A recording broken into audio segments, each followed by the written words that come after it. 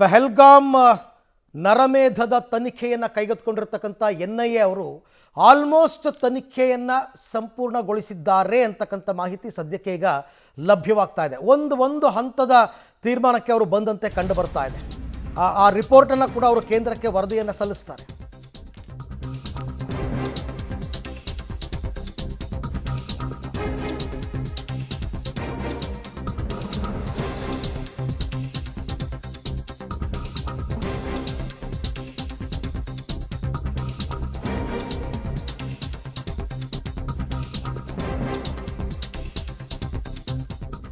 ಅಂತಿಮ ಘಟ್ಟದಲ್ಲಿದೆ ಪಹಲ್ಗಾಮ್ ನರಮೇಧದ ತನಿಖೆ. ಇವತ್ತೇ NIA ಇಂದ ಅಂತಿಮ ವರದಿ ಕೂಡ ಸಲ್ಲಿಕೆಯಾಗುವ ಸಾಧ್ಯತೆ ಇದೆ. ಅಂದರೆ ಈ ಸಂಚನ್ನು ರೂಪಿಸಿದ್ದು ಯಾರು, ದಾಳಿಯ ಹಿಂದೆ ಯಾರ ಕೈವಾಡ ಇದೆ, ದಾಳಿಯ ಹಿಂದೆ ಪಾಕಿಸ್ತಾನದ ಪಾತ್ರ ಏನು, ಇದು ವೆರಿ ವೆರಿ ಇಂಪಾರ್ಟೆಂಟ್. ಸಾಕ್ಷಿ ಬೇಕು, ಪಾಕಿಸ್ತಾನದ ಪಾತ್ರ ಇದೆ ಅಂತ. ಪಾಕಿಸ್ತಾನದ ವಿರುದ್ಧ ನೇರ ಯುದ್ಧ ಘೋಷಣೆ ಆದರೆ ಜಗತ್ತಿನ ಬೇರೆ ಬೇರೆ ರಾಷ್ಟ್ರಗಳು ಭಾರತವನ್ನು ಪ್ರಶ್ನೆ ಮಾಡುತ್ತವೆ, ಹೆಂಗೆ ಡೈರೆಕ್ಟಾಗಿ ಅಟ್ಯಾಕ್ ಮಾಡಿದ್ರಿ ಅಂತ. ಅವ್ರು ಹೇಳೋದಕ್ಕೆ ಸಾಕ್ಷಿ ಬೇಕಲ್ಲ. ಆ ಸಾಕ್ಷಿಯನ್ನು ಕಲೆ ಹಾಕುವಲ್ಲಿ NIA ಅವರು ಸಫಲರಾಗಿದ್ದಾರಾ ಇಲ್ವಾ, ಅದು ಇಂಪಾರ್ಟೆಂಟ್ ವಿಚಾರ.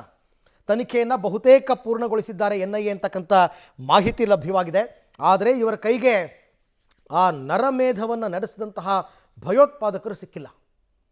ಅವರಲ್ಲಿ ಯಾರಾದರೂ ಪಾಕಿಸ್ತಾನ ಪ್ರಜೆಗಳು ಸಿಕ್ಕಿದ್ದಿದ್ರೆ ಸಾಕ್ಷಿ ಇನ್ನೂ ಕೂಡ ಬಲವಾಗ್ತಾ ಇತ್ತು, ಅಥವಾ ಅವ್ರನ್ನ ಎನ್ಕೌಂಟ್ರ್ ಮಾಡಿ ಹೊಡೆದಾಕಿದ್ದಿದ್ರೂ ಕೂಡ ಸಾಕ್ಷಿ ಬಲವಾಗ್ತಾ ಇತ್ತು. ಅದೊಂದು ಆಗಿಲ್ಲ ಅಂತಕ್ಕಂಥದ್ದು ಬಿಟ್ಟರೆ ಉಳಿದಂತೆ ಎಲ್ಲ ತನಿಖೆಯನ್ನು ಅವರು ಕಂಪ್ಲೀಟ್ ಮಾಡ್ಕೊಂಡಿದ್ದಾರೆ. ಸಂಚು ಯಾರು ರೂಪಿಸಿದ್ರು, ಮತ್ತು ಇದರ ಹಿಂದೆ ಯಾರ ಕೈವಾಡ ಇದೆ, ಯಾವ ಸಂಘಟನೆಗಳ ಕೈವಾಡ ಇದೆ, ಹೀಗೆ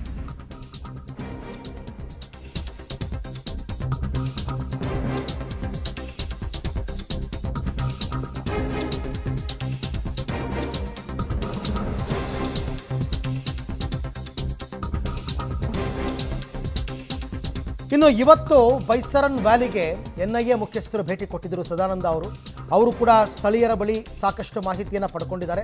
ಈಗಾಗಲೇ 2-3 ಬಾರಿ NIA ಟೀಮ್ ಆ ಜಾಗಕ್ಕೆ ಬಂದು 3D ಮ್ಯಾಪಿಂಗನ್ನು ಮಾಡಿ ಘಟನೆಯ ಮರುಸೃಷ್ಟಿಯನ್ನು ಮಾಡಿ ಎಲ್ಲ ಮಾಡಿಕೊಂಡಿದ್ದರು. ಇವತ್ತು ಅಗೈನ್ ಮುಖ್ಯಸ್ಥರು ಕೂಡ ಭೇಟಿ ಕೊಟ್ಟಿದ್ದಾರೆ. ಮೇಲಿಂದ ಮೇಲೆ ಒಂದು ಜಾಗಕ್ಕೆ ಅವರು ಭೇಟಿ ಕೊಡ್ತಾರೆ ಅಂದರೆ ಅಲ್ಲೇನೋ ಮಹತ್ವವಾದಂತಹ ಕೆಲವು ಸಾಕ್ಷಿಗಳು ಸಿಕ್ಕಿರುವಂತಹ ಸಾಧ್ಯತೆಗಳಿದೆ. ಈ ಎಲ್ಲ ವಿಚಾರಕ್ಕೆ ಸಂಬಂಧಪಟ್ಟಂತೆ ಮತ್ತಷ್ಟು ಮಾಹಿತಿ ನನ್ನ ಕೊಲೀಗ್ ಶಬೀರ್ ಅವರಿಂದ ಪಡ್ಕೊಳ್ಳೋಣ. ಶಬೀರ್, ಅಂತಿಮ ಘಟ್ಟಕ್ಕೆ ಬಂದಿದೆ ಪಹಲ್ಗಾಮ್ ನರಮೇಧದ ತನಿಖೆ, ರಿಪೋರ್ಟನ್ನು ಕೊಡೋ ಹಂತಕ್ಕೆ ಬಂದಿದೆ ಅಂತ ರಹಸ್ಯವಾಗಿ ಗೌಪ್ಯವಾಗಿ ಇಟ್ಟಿರ್ತಾರೆ ಮಾಹಿತಿ. ಬಟ್ ಸ್ಟಿಲ್ ಏನೆಲ್ಲ ಸತ್ಯಾಂಶಗಳನ್ನು ಕಂಡುಕೊಂಡಿದ್ದಾರೆ NIA ಅವರು ಅಂತಕ್ಕಂಥದ್ದು ಏನಾದರೂ ಗೊತ್ತಾಗಿದೆಯಾ ಅಂತ? ಅರವಿಂದ್, NIA ಅಧಿಕಾರಿಗಳು ಹಲವು ಆಯಾಮಗಳಲ್ಲಿ ಈ ಒಂದು ಪ್ರಕರಣವನ್ನು ತನಿಖೆಯನ್ನು ಮಾಡಿರುವಂಥದ್ದು. ಇವತ್ತು ಕೂಡ ಬೈಸರನ್ನ ಭಯೋತ್ಪಾದಕ ವ್ಯಾಲಿಯನ್ನು ನಡೆದಿತ್ತು. ಆ ಒಂದು ದಾಳಿಯ ಪ್ರದೇಶಕ್ಕೂ ಕೂಡ NIA ಚೀಫ್ ಸದಾನಂದ್ ಅವರು ಕೂಡ ಈಗ ಭೇಟಿಯನ್ನು ಕೊಟ್ಟು ಅಲ್ಲೂ ಕೂಡ ಇನ್ನಷ್ಟು ಮಾಹಿತಿಯನ್ನು ಸಂಗ್ರಹಿಸುವಂಥ ಕೆಲಸವನ್ನು ಕೂಡ ಮಾಡ್ತಾ ಇದ್ದಾರೆ. ಸ್ಥಳೀಯ ಅಧಿಕಾರಿಗಳ ಜೊತೆಗೆ ಮತ್ತು ಸ್ಥಳೀಯ ಜನರ ಜೊತೆಗೆ ಮಾಹಿತಿಯನ್ನು ಕಲೆ ಹಾಕುವಂಥ ಕೆಲಸಗಳನ್ನು ಕೂಡ ಮಾಡ್ತಿದ್ದಾರೆ. ಮುಖ್ಯವಾಗಿ ಈ ಒಂದು ಪ್ರದೇಶಕ್ಕೆ ಭಯೋತ್ಪಾದಕರ ಎಂಟ್ರಿ ಹೇಗಾಯಿತು, ಎಕ್ಸಿಟ್ ಹೇಗಾಯಿತು, ಮತ್ತು ಈ ಪ್ಲಾನನ್ನು ಹೇಗೆ ಎಕ್ಸಿಕ್ಯೂಟ್ ಮಾಡಲಾಗಿತ್ತು, ಮತ್ತು ಇವರು ಯಾರು ಅನ್ನೋದಕ್ಕೆ ಸಂಬಂಧಪಟ್ಟಂತೆ ಒಂದಿಷ್ಟು ಮಾಹಿತಿಗಳನ್ನು ಕಲೆ ಹಾಕುವಂಥ ಕೆಲಸಗಳು ಕೂಡ ಈಗಾಗಲೇ ಆಗಿದ್ದಾವೆ.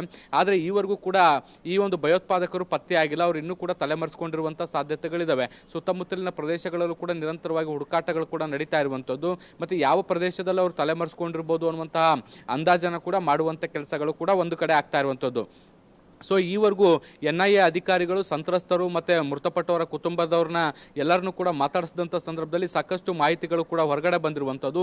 ಇದೊಂದು ಪ್ರೀ ಪ್ಲಾನ್ ಆಗಿರುವಂಥದ್ದು. 3-4 ಜಾಗಗಳನ್ನು ಆಯ್ಕೆ ಮಾಡಿಕೊಂಡು ಅದರಲ್ಲಿ ಒಂದು ಜಾಗವನ್ನು ಆಯ್ಕೆ ಮಾಡಿಕೊಂಡು ಈ ಒಂದು ದಾಳಿಯನ್ನು ನಡೆಸಲಾಗಿರುವಂಥದ್ದು. ಮತ್ತು 1 ವಾರಕ್ಕಿಂತ ಮುಂಚೆ ಅವರು ಬೈಸರನ್ಗೆ ಬಂದಿದ್ದರು ಅಥವಾ ಪಹಲ್ಗಾಮ್ಗೆ ಬಂದು ದಾಳಿಯ ಯಾವ ಸ್ಥಳದಲ್ಲಿ ದಾಳಿಯನ್ನು ಮಾಡಬೇಕು ಅನ್ನುವಂಥದ್ದನ್ನು ಸಾಕಷ್ಟು ಹುಡುಕಾಟವನ್ನು ನಡೆಸಿ ಅಂತಿಮವಾಗಿ ದಾಳಿ ಮಾಡಿದ್ದಾರೆ ಎನ್ನುವಂಥ ಸಾಕಷ್ಟು ವಿಚಾರಗಳು ಕೂಡ ಈ ಒಂದು ಹೇಳಿಕೆಗಳಲ್ಲಿ ಸಿಕ್ಕಿರುವಂಥದ್ದು. ಸೊ ಈ ಎಲ್ಲ ಅಂಶಗಳನ್ನ ಇಟ್ಕೊಂಡು ಒಂದು ಕನ್ಕ್ಲೂಡ್ಗೆ ಶೀಘ್ರದಲ್ಲೇ ಬರುವಂಥ ಸಾಧ್ಯತೆಗಳಿದ್ದಾವೆ.